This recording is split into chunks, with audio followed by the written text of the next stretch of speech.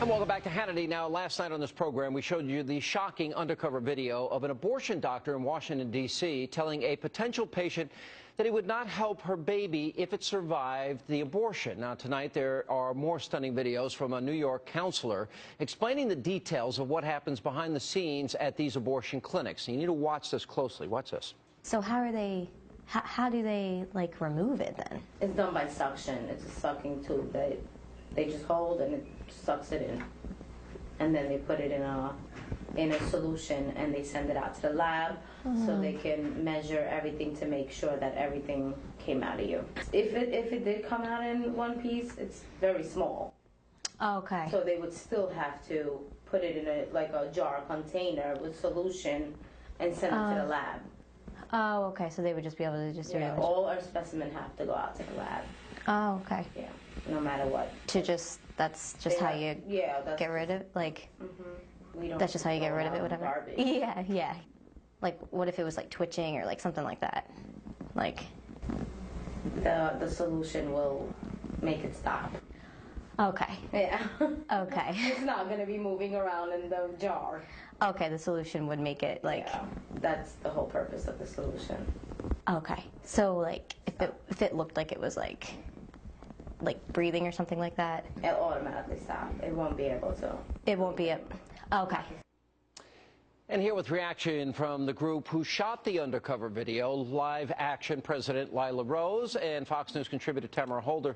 Lila, let's start at how this got set up, because, I mean, what she's basically saying there is if the baby's alive, oh, don't worry, we'll put it in a solution and kill the baby, which is murder by any definition, is it not? Because this is a late-term abortion. You're exactly right, Sean. I mean, what's being described here in this Bronx late-term abortion clinic, Dr. Emily's in New York City, is basically infanticide. But, you know, she's describing how, you know, our investigator, who's actually 23 and a half weeks pregnant, is inquiring, you know, what happens if, you know, the baby comes out alive? Because in these late-term abortion procedures, many people don't know this, but they're inducing labor over a period of 2 to 3 days.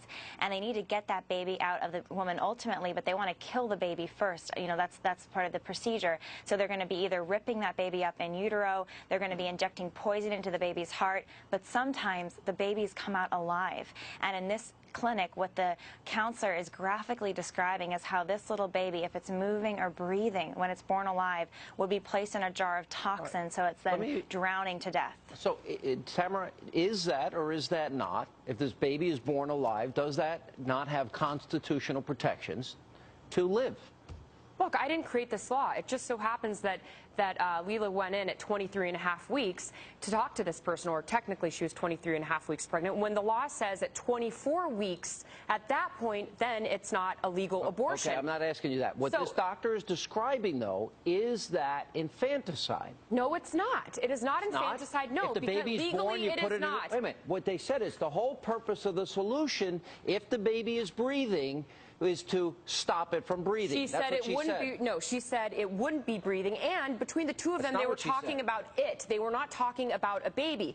And Lila is going to be against anything that has to do with abortion. Period. So even if it were a one-week-old child. If it looked like it was breathing, the counselor says it will automatically stop. If it looked like it was breathing. Well, it's meaning if it's breathing. You're talking to somebody who's done undercover mall-type investigations that have been proven false in the past, and you're going to believe somebody who has edited videos and posted them?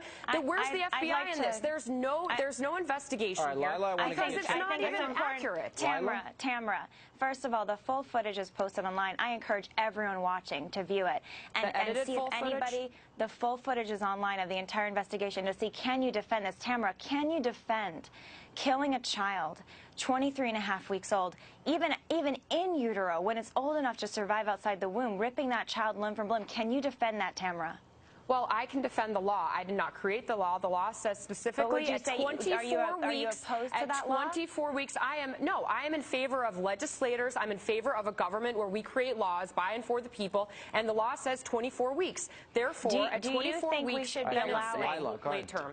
Lila? Do you think we should be killing these children, this little 23-and-a-half-week-old baby, ripping it apart limb from limb in the womb or drowning it in solution outside of the womb? Should either of those things be allowed? Do you call it a baby at the moment of It's living and breathing outside the womb, yeah. Yeah, I it's a baby. I think everyone has to admit this is a baby. I'm a pro-life I'm person. 100% pro-life. 100%. But you're going to call it a baby at any time. At any time, you're calling this. Well, we're talking about 24 weeks. When does it become a baby, Tamara? When does it become a baby to you? When does it become a baby to you? I think it's a child. Science teaches us that at the moment of conception, when is it for you, Tamara? Is it 9 months? The single cell embryo has complete DNA. It's an individual human being, completely unique. We got to take a break. Hang on. When we come back, we have more video, including a doctor that actually says on this undercover video that, in fact, they do nothing to help a baby that was born alive after a botched abortion. More with Tamara and Lila coming after the break. What if it like pops out like at home? Like if it comes out, yeah, then it comes out. Then Flush it. Just like flush it. Yeah, but you still have to come in. Okay. We have to make sure that everything came out. But we never had a situation like that. Because if it's like, what if it's like on the floor? Like, you know what I'm saying? Yeah. Like, what would we do with we're not it? gonna be taking care of it. That's what I'm saying. No. Like, you guys would come and like. If anything, we'll tell you to put it in a bag or something or somewhere and bring it to us. That pregnancy is removed and that termination is done with forceps and things like that inside the body. And then he removes that pregnancy tissue and parts outside of the body. Oh, so how does he like terminate? Like, it's with the forceps and with the instruments inside the body. Really? He cannot do a termination once it's outside of the body. Okay, he has to resuscitate it and he has to send it to the hospital. That's the law. Now we continue with Lila Rose and Tamara Holder. Now, the one we ran last night from D.C., Lila, actually had the doctor saying, oh, we do nothing to resuscitate it. It's like a DNR. We would do nothing to help it, and we would do nothing. We wouldn't incubate.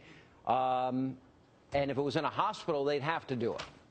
Exactly. I mean, Sean, in the D.C. video, the abortionist Santangelo is saying that legally, he says, I would be required to help it, but I would not help it. He says, typically I cut the umbilical cord so it basically strangles to death in utero, but if it comes out alive, well, then I would just leave it. I wouldn't help it. I would not resuscitate. And then he compares that little baby struggling for its life to a person dying, a terminally ill person dying of cancer, saying that child, shouldn't be, protected because it's meant to die anyway, so it should be left to die. It's the same, Tamara, with the Gosnell abortion house of horrors, where they're describing these children are born, they're breathing, they're on their own, and they're being slaughtered.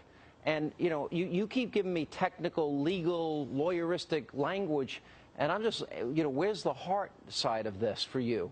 That when you hear that a baby is born and breathing on its own, that we as a society are so cold and callous and heartless that we don't do anything to help that child? No, that's not what I said. I think that Dr. Gosnell, found guilty, is a disgusting, disgusting criminal person. However, you're turning into a liberal because if there's one shooting, the liberals freak out and they want all guns banned. Now, this is the same situation. You have Gosnell, one bad guy, who now all of a sudden abortion should be banned. Gosnell, Washington, D.C., New York, all these tapes you guys right are here. hypocrites. You're hypocrites. You get mad about one person, and then you have these undercover organizations What's wrong with that don't 60 even... Minutes has done this for years. Right. Well, then maybe Lila should get a job with 60 Minutes. No, I like what she did here. Because her investigations are shoddy and they're fake. Hang on, Lila, last word. Tamara, there are states all over the country where it's legal to abort even up to 9 months, and in D.C. it's up to 9 months. In New York, it's up to 24 weeks. Well, then go to law women, school and fight the law we instead can do of going better than this, undercover.